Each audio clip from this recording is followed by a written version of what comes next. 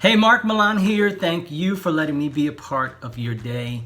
Today I want to talk about a topic, and it might be a little sensitive, so I just want to prepare you for it, but it's one we got to talk about. It's one that's really been hard for me to process personally, but I've had to face it, I've had to confront it, I've had to just journal on it and really take ownership of it. And it's the idea of checking the ego.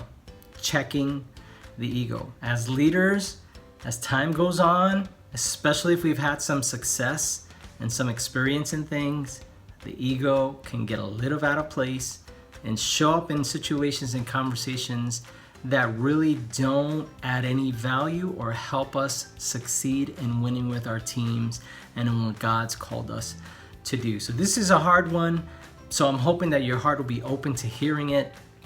I'm talking from personal experience and from my own, I guess you could say, struggle and battle with the ego. I believe in humility. I believe in serving our teams. And sometimes the ego just shows up in the wrong place at the wrong time. So I'm hoping that today I could just give you 3 things that help you check your ego when it comes to leading. Because if you're going to lead, you're going to get challenged. If you're going to lead, you're going to get pushback. If you're going to lead, you're going to get criticized. If you're going to lead, people are going to talk about you. They're going to want to have opinions about what's happening. And all these things are just part of leading. They're part of leading, right? And what can happen is, if we're not careful, we take it personal and our ego shows up and wants to defend itself. So I just want to encourage you to maybe jot some of these things down and hopefully help you get a little bit more awareness of how your ego may play into how you're leading. Okay, so here's 3 things that I think can help you check your ego in your leadership. Number 1, unpersonalized things. Number 1, unpersonalized things. Jocko Willink has a term called detach, right? Detach yourself from the situation, detach yourself emotionally from what's being said. A lot of times, if it's criticism, a lot of times if it's pushback, if you have an idea and someone disagrees with the idea, the ego can show up and want to defend itself or want to prove that I'm right and you're wrong, or I've been doing this longer than you, so you need to listen to me. And the ego just shows up and makes a mess of things. It's just like an untrained animal running through, a bull in a china shop, right? Just knocking stuff and breaking stuff over. We got to check the ego and put it aside. And the first thing we need to do is unpersonalize things and step back. And we need to evaluate first who's telling us what we're hearing, and is the person telling us credible. Number 2, is there truth to what they're saying without me feeling emotionally triggered to respond to what they're saying. So I got to unpersonalize it. There might be gossip. There might be people talking about you, okay? This used to affect me really, really bad. And mostly because I know that gossip produces nothing good on a team. Not so much that I was worried about their opinion of me, but more so that I knew that gossip does nothing to bring a team towards positive results. It only fuels negative perspectives. But in the process of trying to handle or get my grip on what was happening with gossip on my team, I let my ego kind of jump in and get too emotional. So unpersonalize it and look at it objectively and analyze what's being said, analyze what's happening through a clear lens. So step back, detach, unpersonalize it, and then look at what is being said and evaluate it for what it is. And once you're able to do that reasonably without the emotions kind of getting in the way, then look towards solutions and what can be done to move forward. If you feel emotionally triggered, if you feel like it's a personal attack, if you feel like you've got to defend your honor or defend your experience or prove to the other person, it's just a bad place to be, okay? When emotions are high, judgment is low. When emotions are high, judgment is low. So unpersonalized things is number 1. Number 2, focus on the big win. What helps the team win? Focus on the big win. So checking the ego. Sometimes you might have an idea or a perspective or an opinion on what you think can win, and someone else might want to, no, I don't think that's the right idea. I think what we actually need to do is this. Or you might give instruction for something to get done, and you might get pushback. You might say, hey, I need you and your team to go ahead and execute this. And they may say, can't do that. Sorry, can't do that. And your ego might say, what? Can't do what? I'm your boss. Like, you need to do what I'm telling you to do. That's the ego. That's just ego showing up. The person might be seeing something that you don't see or something you're unaware of. So you might need to reframe it. Say, hey, what we need to do is we need to get that accomplished. How can we get that accomplished?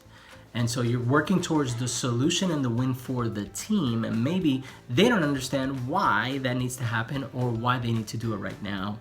And so you check the ego and you look for the big win for the team instead of just how can I win and how can I prove that I'm the one who has all the answers in this particular situation. I mean, it feels good, let's be honest, but that doesn't help the team win. So check the ego, focus on the big win is number 2.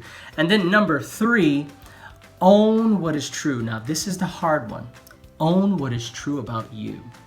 So if you get criticism, if you get feedback, you've got to own what's true about it on your part. You can't control what someone else does. You can't even control how they tell you sometimes. I wish that was the case.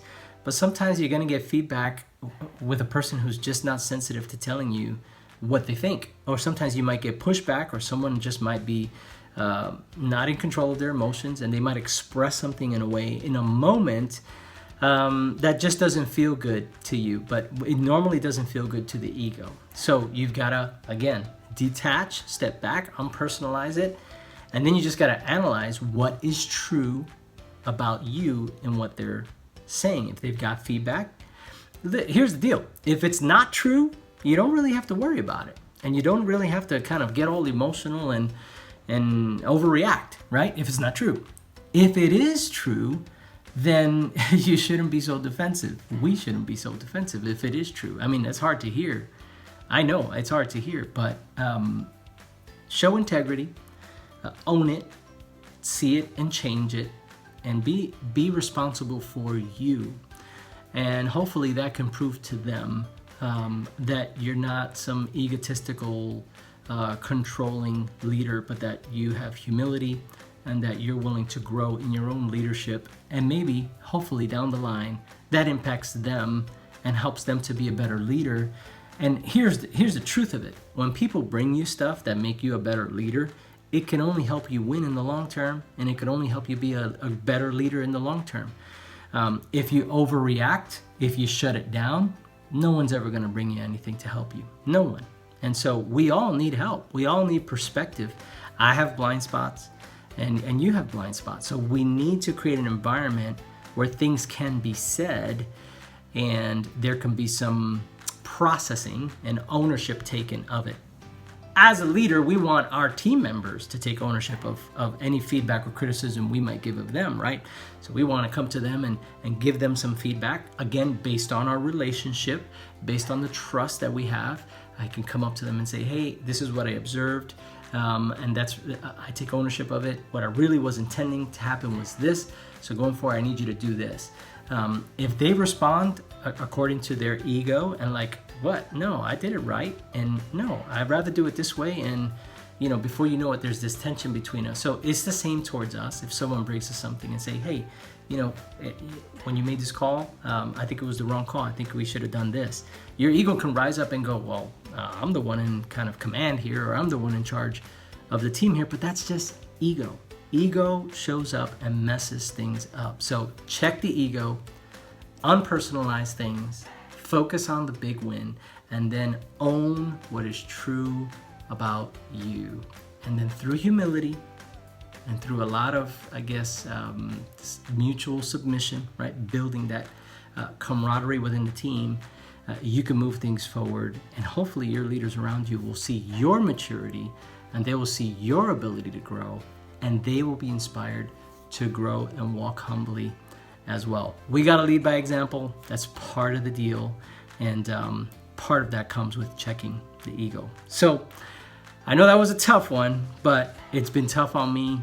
And that's why I wanted to share some of the things that I'm applying to my own leadership, because I want to grow and I want to be all that God's called me to be as a leader. So I hope that helps you, and I hope it grows you to serve with excellence. That's all I have for you today, from my heart to yours. Until next time.